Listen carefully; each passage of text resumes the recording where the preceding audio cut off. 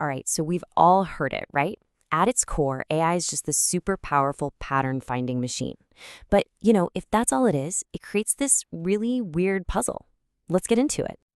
Yeah, think about it. If AI is just finding patterns, how come something like Google Translate can handle like 100 different languages, but we still can't get a self-driving car to reliably get through a single city block without freaking out? Right? How can it be this total genius in one thing and, well, a complete beginner in another? Well, the answer is actually pretty simple. It's because we've been throwing everything into this one giant bucket and just labeling it AI.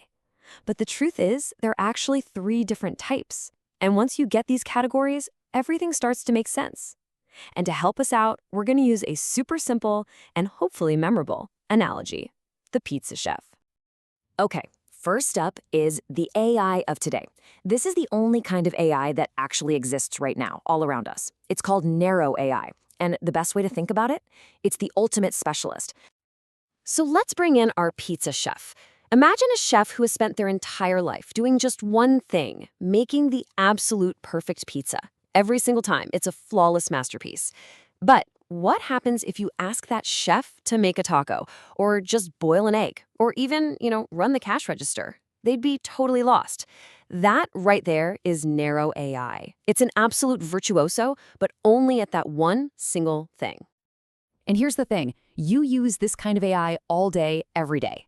That AI that can beat a chess grandmaster, yeah, I probably can't even play a game of checkers. Why? Because it was only trained on chess patterns. Your email spam filter, it's amazing at catching junk, but it's not going to help you write a reply. And those face filters on your phone, they're a perfect example. They are experts at putting dog ears on your face, but they can't use that same skill to spot a stop sign. Okay, so that's our specialist. What's the next step up? Well, that brings us to something called artificial general intelligence, or AGI. And this is basically the holy grail for everyone working in AI research. So now our pizza chef gets a massive upgrade. They're not just a pizza specialist anymore. They're a master chef. This chef doesn't just make pizza. They can cook anything you want: French, Japanese, you name it.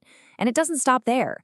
This chef can also run the restaurant's finances, manage the staff, design a whole new menu, heck, maybe even unclog the sink. We're talking about an AI with human-level smarts across a whole bunch of different tasks. So now the difference is super clear, right? Narrow AI is our specialist, kind of a one-trick pony. AGI, on the other hand, is the master of, well, everything. The specialist chef, that's real, it exists. But the master chef who can do it all perfectly, for now at least, that's pure science fiction. And this is a really important reality check, because this is where a lot of the confusion comes from. No matter what you see in the movies, a true artificial general intelligence does not exist. Not yet.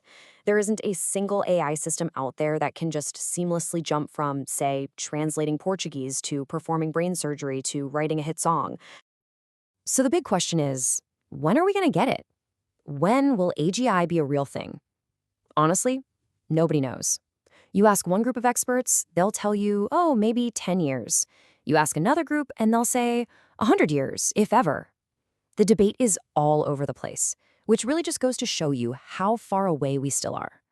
But let's push it. Let's go one step further, way out into the realm of pure speculation. And that brings us to our third and final category: super AI. Okay, so the super AI chef is something else entirely. This chef isn't just mastering every food we already know about. No, this chef is inventing totally new kinds of food, using science we haven't even discovered yet. It would be creating new ways to cook, designing restaurants that run themselves, maybe even solving world hunger. We're talking about an intelligence that is smarter than any one person, or even all of us put together. It's kind of mind-bending. All right, let's pull ourselves back from the far-out future and land right back here, today. The number one thing to remember from all this is simple. We live in the age of narrow AI. Every single AI you touch, from your phone's autocorrect to the most complex systems doctors use, is a specialist. It's incredibly powerful, for sure, but it's also incredibly limited. So that leads to a really interesting question, doesn't it? If all the AI we have today is so narrow, why are so many people worried about it taking over the world? And is it really true that some of these super advanced systems still can't tell the difference between a chihuahua and a muffin? Well, we're going to be busting those myths and a few more in our next Explainer. I'll see you there.